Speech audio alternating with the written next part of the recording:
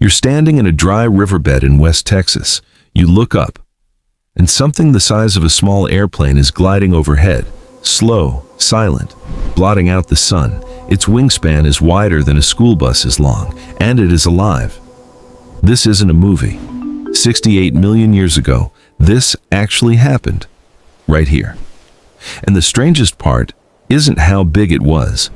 It's that for 50 years, the smartest people we have couldn't agree on whether something this size should have been able to fly at all.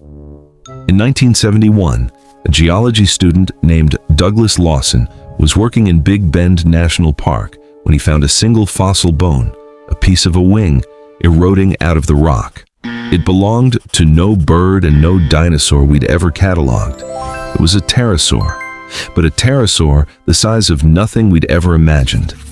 They named it Quetzalcoatlus, after the feathered serpent god of the Aztecs. A fitting name, because the numbers that came next sounded mythological. The first estimates were almost embarrassing. People threw around wingspans of 15, even 20 meters. As more bones surfaced, the figure settled down, and the real number was still staggering. As far as we can tell, Quetzalcoatlus had a wingspan of around 10 to 11 meters, roughly the wingspan of an F-16 fighter jet. Folded up and standing on the ground, it was as tall as a giraffe, its head able to look a grown adult dead in the eye from above.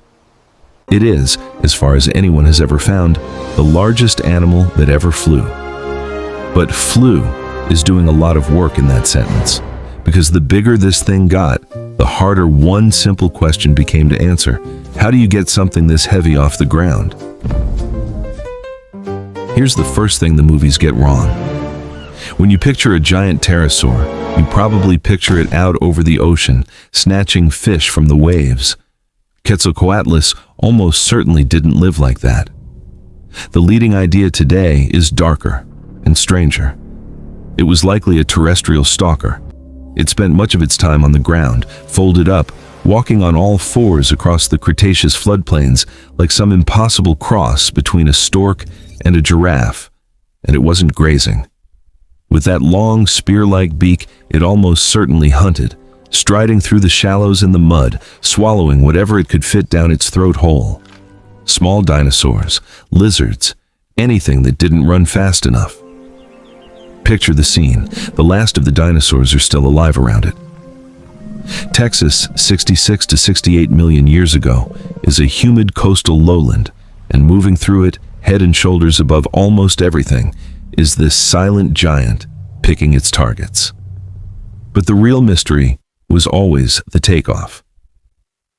By every rule of how birds fly, an animal this heavy should have been grounded for good. Birds launch with their legs, and no legs that size could ever throw that much weight into the air.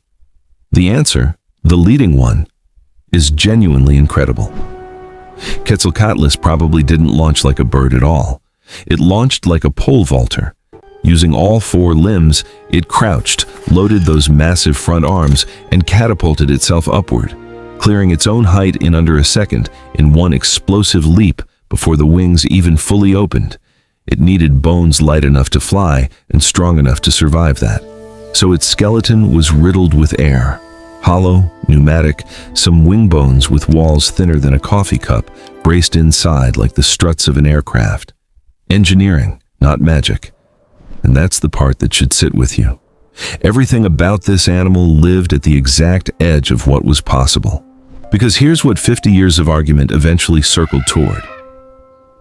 Quetzalcoatlus may not just be the largest flying animal that ever lived. It may be close to the largest one that ever could. There's a ceiling to flight, a hard line drawn by physics, by the strength of bone, the lift of a wing, the brutal cost of staying in the air.